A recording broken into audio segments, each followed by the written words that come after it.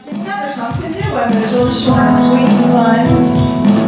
It's Pieces Every Step by Bodhi Setchko. I'll have you right here. I have a prayer for peace. Wherever I go, peace goes with me. I feel the peace inside in every breath. Peace alive. Sing it as you sing. I have a prayer for peace. Wherever I go, peace goes with me. I feel the peace inside in every breath. Peace abides. I know the joy of peace. I choose fear to release. Every moment love wakes up and peace is everywhere. I know the joy of peace. I choose fear to release. Every moment love wakes up and peace is everywhere. I have a prayer for peace. Wherever I go, peace goes with me. I feel the peace inside in every breath. Peace abides. I have a prayer for peace. Wherever I go, peace goes with me. I feel the peace inside in every breath. Peace abides. Is that nice? Yes. I like that. We hold the prayer box back on the back table for people to put their prayers in as they feel the need of prayer. Prayers that are in the prayer box are there to be prayed over. We pray over them now, and then they are sent to silent unity to be prayed over for a month or more. We hold these prayers in the peace that is always there, even in the midst of the storm. The word for today is pray for others. With faith, I see the truth in any situation. When I'm asked to pray for others, I look beyond the story of their lives. Instead, I discern the truth beneath appearances to find the sacred essence of each situation. Knowing that each of us is a living expression of God, I affirm that divine qualities are active in others, healing life, harmonizing love, prospering wisdom, and so much more. I see the divine nature of every person and know that they have access to all the attributes of God. Seeing this deeper truth allows me to stand firm in faith as I pray for others. No matter how sad or discouraged they may feel, I pray knowing their innate strength, power, and wisdom. And the scripture is, you will know the truth, and the truth will make you free. That's from John chapter 8, verse 32.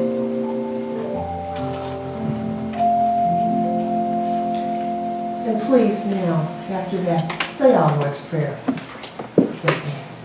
Our Father, who art in heaven, hallowed be thy name. Thy kingdom come, thy will be done, on earth as it is in heaven. Give us this day our daily bread, and forgive us our debts, as we forgive our debtors. And lead us not into temptation, but deliver us from evil. For thine is the kingdom, and the power, and the glory, forever. Amen. And now, let us just take a moment to move a little deeper, to be a little bit quieter. Breathing deeply, breathing in that love that binds us together. Releasing, letting go, and feeling gratitude.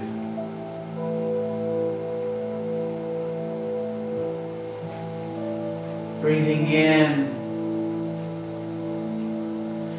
breathing out, in the flow of life. Secure that all is in divine order in this moment.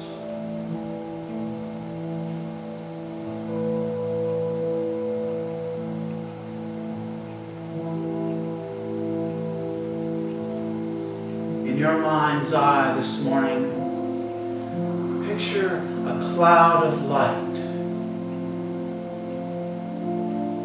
surrounding this building, this church, where we gather this morning. And as it descends, it permeates the walls and surrounds our body. This cloud of light. It feels good. It is good. It is divine light. Allow it to touch you. And through that light, feel that connection with your neighbor. Feel that connection with all of those who you love and care about. Feel that connection moving outward, touching those you don't even know. With love, divine love and light, spreading outward, touching those who may have done something wrong to you, who it may be difficult to hold in that love. But this morning, let it go and hold that light as a connection that binds us all together as one.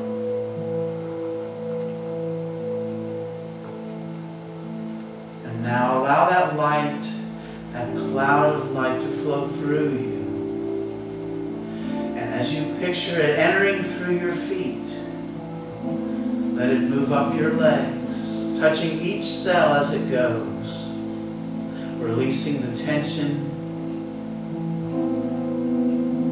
touching you with that energy of rejuvenating life that can only come from our connection to Source. Moving further up your legs and into your trunk. Touching all of your organs, your digestive system, all of the muscles, moving through your arms and out your fingertips. Yes. Touching your shoulders, relaxing, moving up through your neck, across your head, across your face, and out the top of your head, relaxing. Feeling the blessing of rejuvenating life in gratitude for this body. In gratitude for this experience as an expression of God.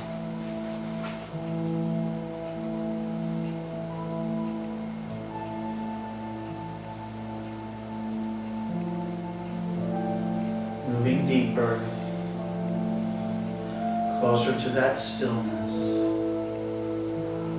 Just allow the thoughts that come to go the same way that they came. Don't follow them this morning. Just let them go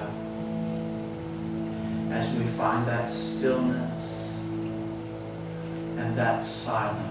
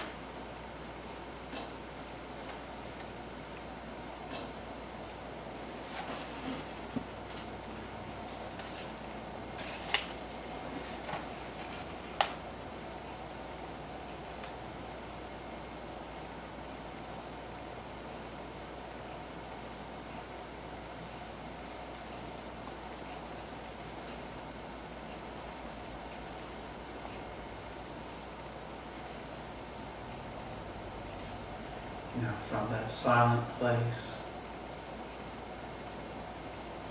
begin to feel the love, the compassion that is gratitude. It is an energy. It is a vibration. Allow it to radiate from your body this time.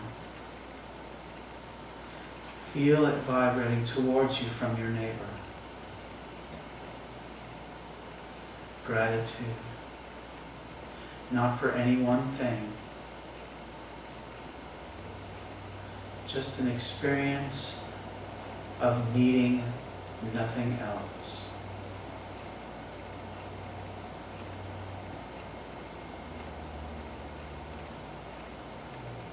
We are a prayer for peace. We sang the words, and in this moment, we can feel that peace.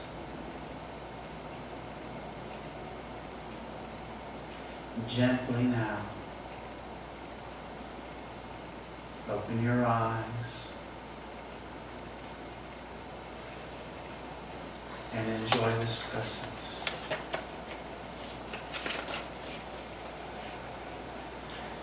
And after hearing that beautiful song, I don't know if I need to say anything else.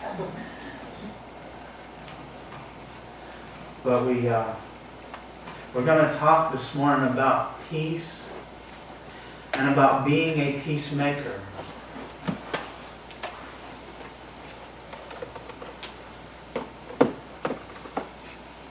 Jesus talked about being a peacemaker.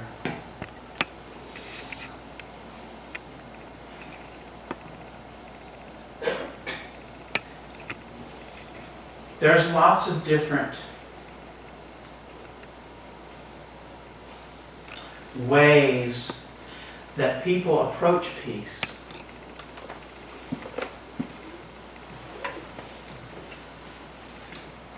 We get a slide today?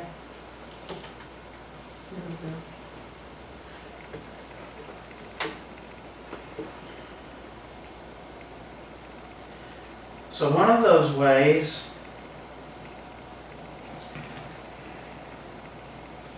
I like the Buddha man. And we get the quote from Jesus. But in our world, is that what we always do? Don't we try to force peace on other people? When did violence ever bring about peace?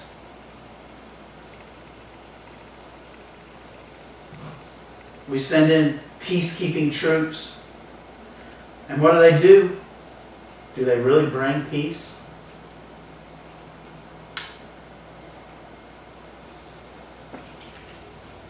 Can we get in between them?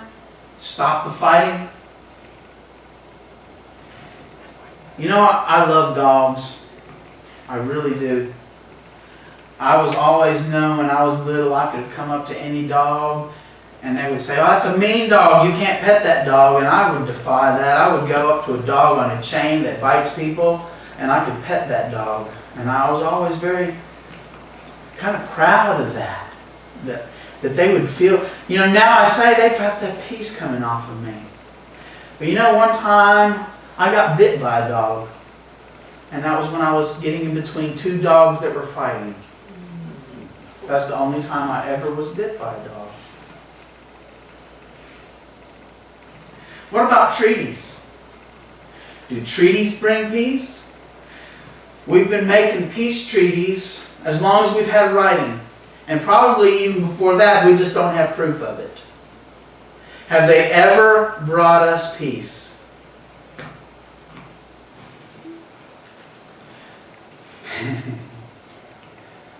And that kind of forcing it, you know?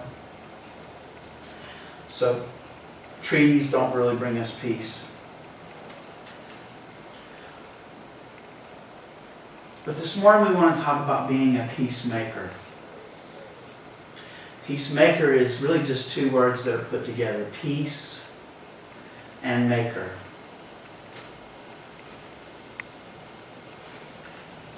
So let's start with the easy one first. We are all makers. If you've been coming to Unity long enough, you know that we have these principles, the 5 principles. And number 3 and number 4, we create our experiences through our way of thinking. That's number 3. And number 4, our lives can be changed and transformed through the power of prayer. So, just by applying these 2 principles, we can see that we are makers. We are creators. We're not the creator, but we are an expression. We are creator. We are source expressing through our body. So in that sense, we are makers.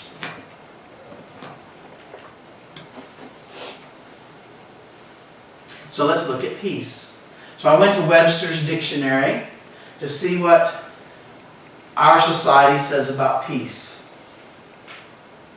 And the number 1 definition was a state of tranquility or quiet, such as freedom from civil disturbance, or a state of security or order within a community. It's also freedom from disquieting or oppressive thoughts or emotions. Harmony in personal relations. And then down at the bottom there was this obsolete definition. I kind of liked it the most. To be, become, or keep silent or quiet. So, I wanted to know what Charles Fillmore thinks about peace. Since I was going to talk about peace at Unity Church. So here we go. This is from the Revealing Word.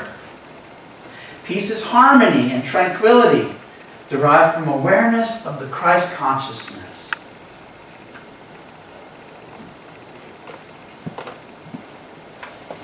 We light that Christ candle to remind us that Christ consciousness is inside us all the time.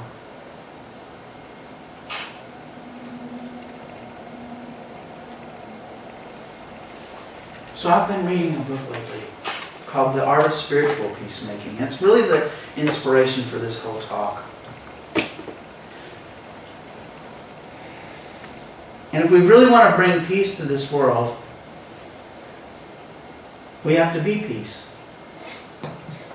If we are peace, we bring peace. We sing the peace song at the end of the service.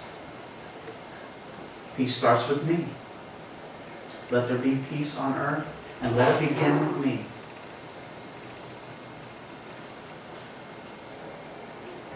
But to be that peace, we have to have that love.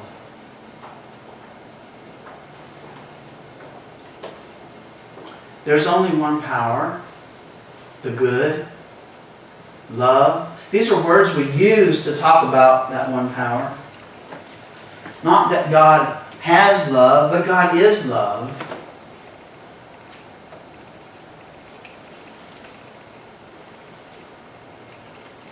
When we desire only love over all things, we get that peace.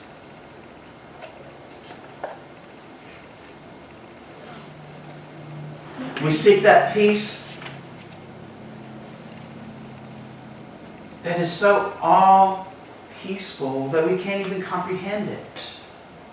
It's a light that extends beyond all thoughts of time or space. It's an experience. Jackie challenged us at the very beginning when she talked about the Christ candle to look at our neighbors and see the Christ in them. When we do that, we're going to get a feeling. By giving and acknowledging that divine nature in others, it brings out that divine nature in ourselves like nothing else can. It is a way of sharing that love.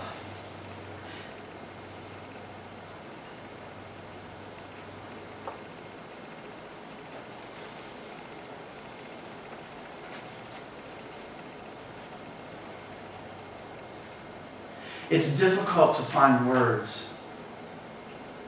So I'm going to tell a story about a house. So imagine a house that is filled with light. There's nothing in this house. It's empty. Except for a small, unimaginably bright crystal at the very center of the house. You know where I'm going already? Oh, let's continue. The crystal reflects and magnifies the light. I mean light with a capital L. Remember that cloud that was around us at the prayer? That light, that divine light that touched us all and radiated out into the universe. It started when God said, "Let there be light."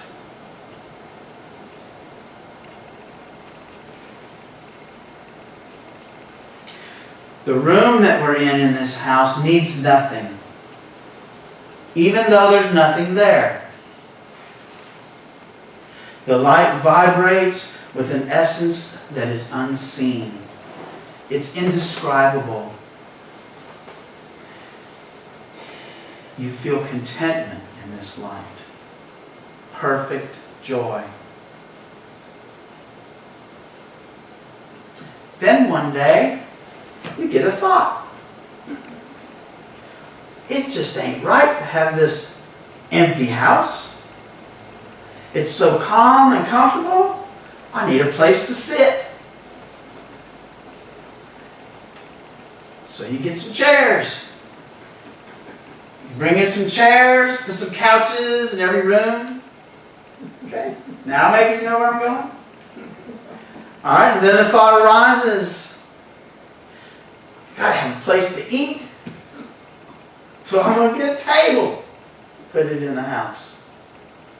I can't sit in the nice comfy chairs when I eat, so I'm going to get some chairs around the table. And then another thought arises. Where am I going to sleep? Gotta have bed. I gotta have a bed, and I need more than one bed because I might have company. So I get some beds and put them in the house. Alright. Nice, soft, luxurious bed with pillows. And days go on, and I continue to see things that I just need in this house. So I bring them in. Maybe a knick-knack here. And it starts to look really pretty, homey, cozy. But then, wait a minute. Something else has changed. And as you look around the house, where's that light? It used to be in every corner of every room, but now I can barely see it. So I go get some lamps. Yeah, gotta have the light, gotta have some lamps to get the light. Okay. Here's the deal. No matter how many lamps I buy, it's never equal to that brilliance that I had when the room was empty. I go, I sit in my favorite chair, nice and comfortable chair, the very center of the house. And I remember that crystal. I almost forgot about it in the rush to get all these things for the house that I needed to be comfortable. So, now that I remembered, I look at that crystal. And there's still a faint glow right there in the center of it. And I remember how full of brilliant light there was at the beginning. Before I brought in the chairs and the tables and the beds and the lamps and all the other things.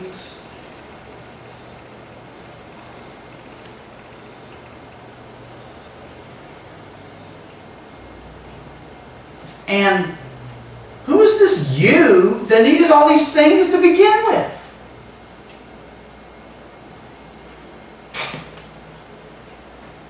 I can't find them. There's so much furniture. How can I find this you? Alright, so I'll start taking out the chairs. Get the couches out of there. Get the tables out.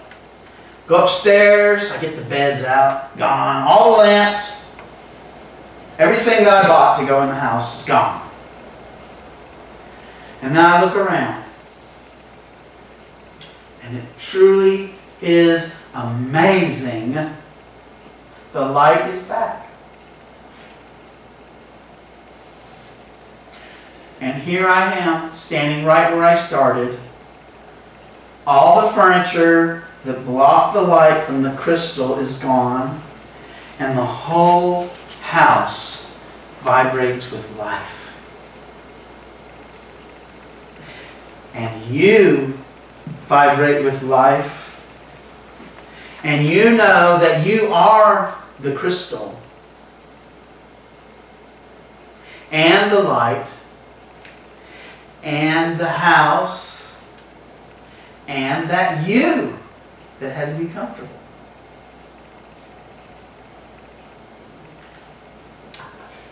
The light has returned. So, help that light return to your own mind. We're not going to accomplish this by adding more things or by adding anything. No, we're going to accomplish that by subtracting those things that we've accumulated that are blocking that light. What do I mean?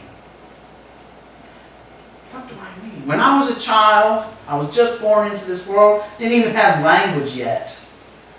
I was a perfect reflector of that light. When you look in that baby's eyes, does that light not shine? Can you not feel that pure love, that essence, that pure, untainted, we call it innocence sometimes? It's not been corrupted by anything. That's how we start. And then from day one, we start to add things to the house. As we watch, we start to see mommy's face, daddy's face. We learn language. We learn, that if I cry, that I'll get this thing. Yeah. So we're putting things in the house. We learn We're training the ego. Okay?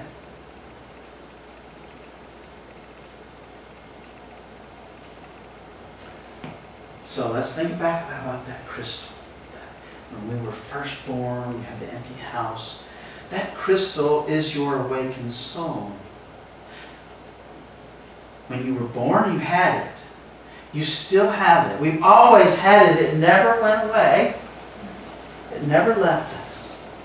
We've just covered it up with all this furniture. All we need is already here.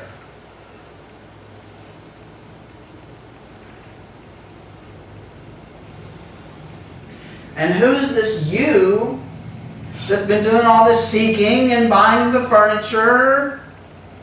This ego consciousness?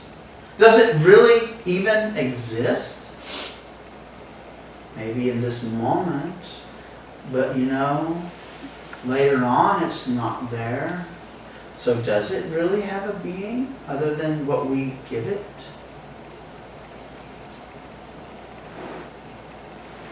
Because you are the crystal that reflects that light.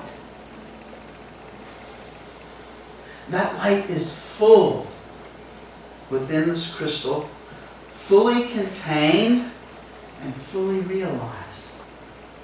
And remember, you're the crystal.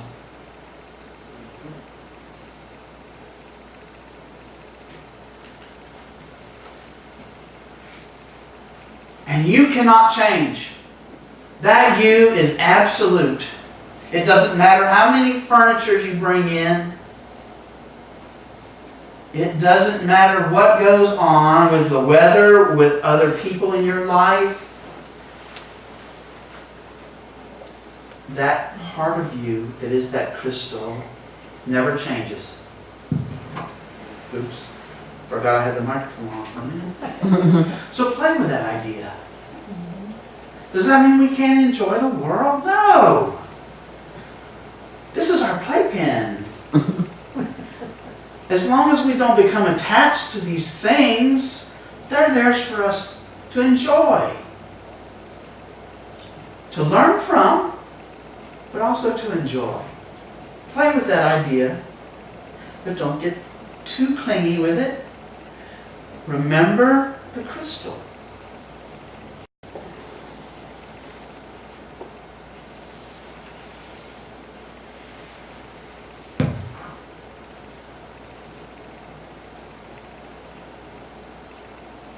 As we become peacemakers, what are we doing? We're removing the things that block our light. Once we've taken those things out of our consciousness, the light shines on its own. We don't have to do anything, just be the light. And you are that light. The light of eternal grace, the pure essence of the being of God. All right, now. So you're going, what? Don't even try to understand it. It's not something that we're going to be able to understand. We can't grasp eternity. We can talk about it. We can have a word for it. It is just beyond our comprehension in this body. We're just too limited for it. But you can know it. You can know it in that type of knowing that has no words. When we get quiet, it's more of an experience than it is something that we learn. It's definitely not like learning something out of a book.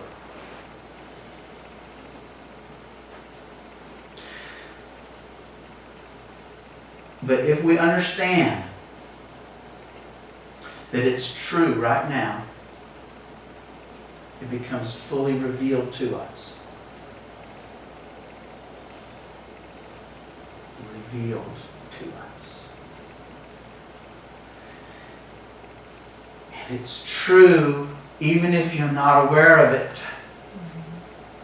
Yeah, that's so powerful. So, you're ready right now.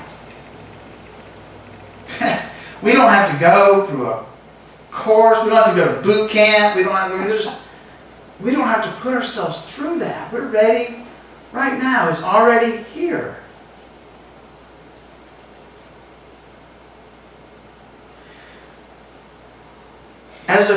As a spiritual peacemaker, we don't have to change anyone. We don't even have to change ourselves. We just have to comprehend the truth of who we are. And then it comes out of us. It happens naturally. We can talk about it with, like the pedal that goes into the pond and then radiates out to cover the whole pond. The little waves start small and they get bigger and bigger and bigger. We can talk about it. We can use all these models, but none of that really matters. It happens on its own. So we've talked a lot about stuff. Tried to help you see some things. But what am I going to take away this week? What am I going to do right after church? How am I going to put this to use? Because this is practical Christianity. So I have a practical exercise. Open your eyes now to your brilliance. It is the vision that was given before time. Before time. And you were here before time. I was here before time. Maybe not with this body.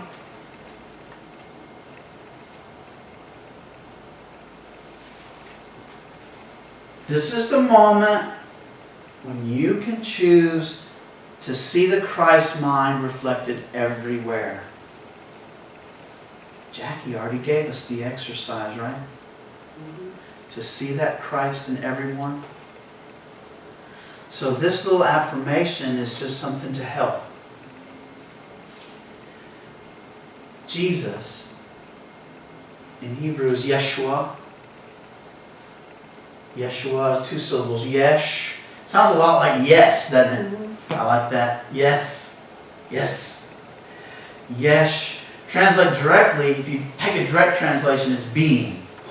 But it's a lot like it is so. Kind of like amen. Yesh. So if I say Yeshua, Yeshua,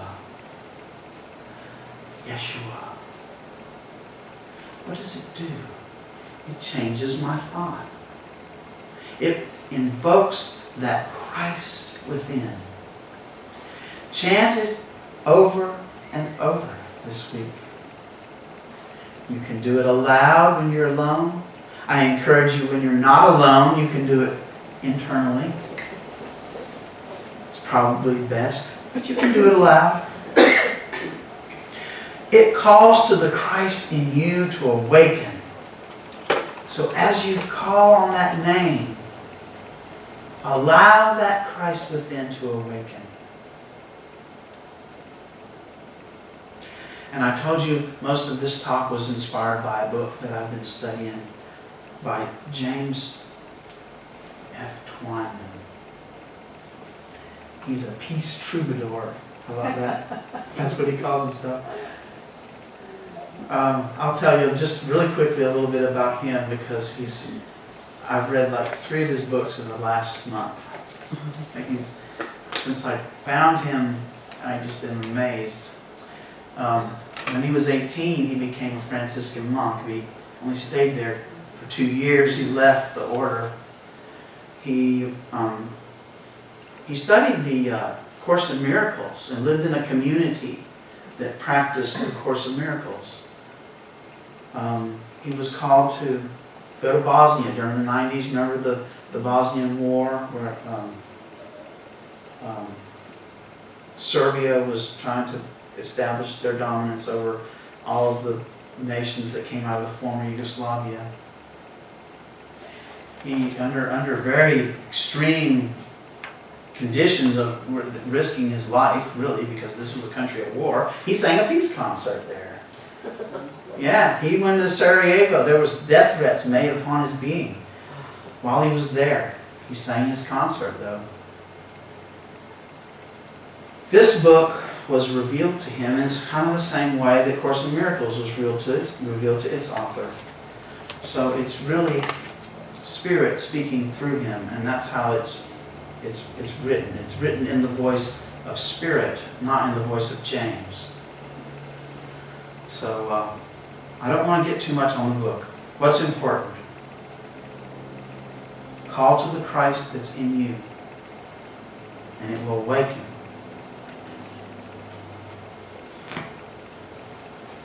Call to the Christ that's in you, and it will awaken. It only works if we work it. If we just read about it, if we just listen to Dean talk about it, we may as well be asleep in the bed. But if we want to practice practical Christianity, we have to work it. And I'm here to tell you, it works.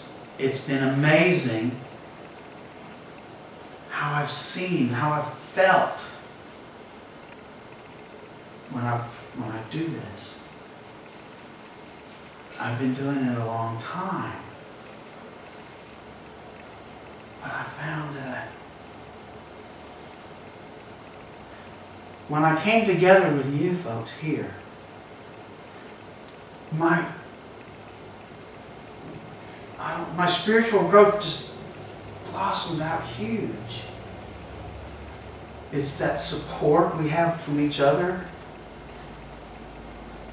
that love that we get, that vibration that we get every Sunday when we come here, that lift up. And then to keep it going, I keep bringing that Christ within to mine.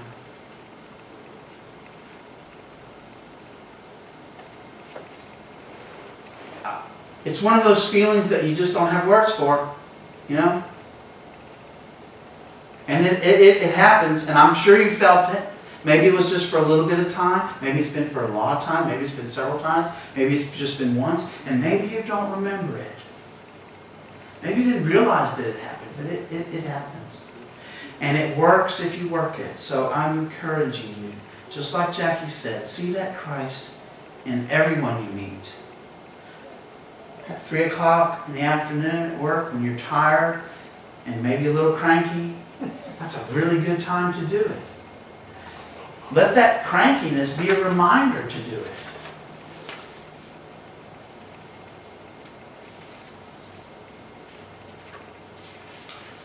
I'll just close with saying, it works if you work it. Thank you. We're going to stand and sing our next song. This one will be done before. Peace expressing